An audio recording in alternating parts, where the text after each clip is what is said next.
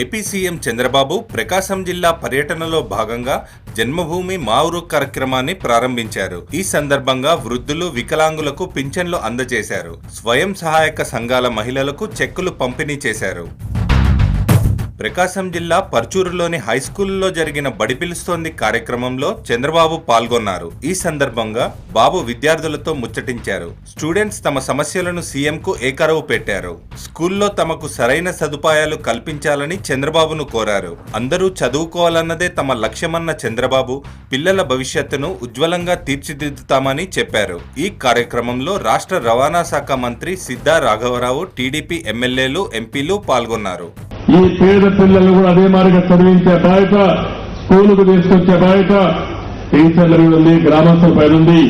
ఇది చేయమని కూడా మిమ్మల్ని అందరినీ కోరుకుంటున్నాను. నేను ఒకటే ఆలోచిస్తున్నాం, పిల్లల్ని బాగా చదివించాలని, పై చదువులు చదివించాలని, పేదవాళ్ళందరినీ బాగా చదివించాలని. స్వచ్ఛ ఆంధ్రప్రదేశ్ అభివృద్ధికి ప్రతి ఒక్కరూ ముందుకు రావాలని చంద్రబాబు ప్రజలకు పిలుపునిచ్చారు.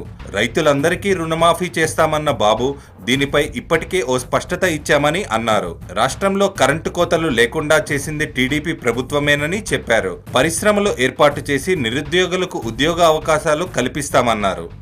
స్వచ్ఛ ఆంధ్రప్రదేశ్గా మీరు ముందుకు రావాలి, స్వచ్ఛ ఒంగోలుగా తయారు కావాలి, స్వచ్ఛ ప్రకాశం జిల్లాగా తయారు కావాలి. ఇది అందరి బాధ్యత.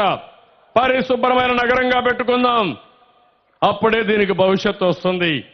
ఎవరి పాటికి వాళ్ళు చేయాలి. అవసరమైతే చెత్త రోడ్డు మీద వేయకుండా మున్సిపల్ అధికారులు ఆ చెత్త తీసినప్పుడు ఏ విధంగా సెగ్రిగేట్ చేయాలి. సత్వరమే ఇచ్చిన హామీలను నెరవేర్చాలని విపక్షాలు ప్రభుత్వాన్ని డిమాండ్ చేస్తున్నాయి. వాగ్దానాలను ఆచరణలో పెట్టి చూపాలని సవాల్ విసురుతున్నాయి.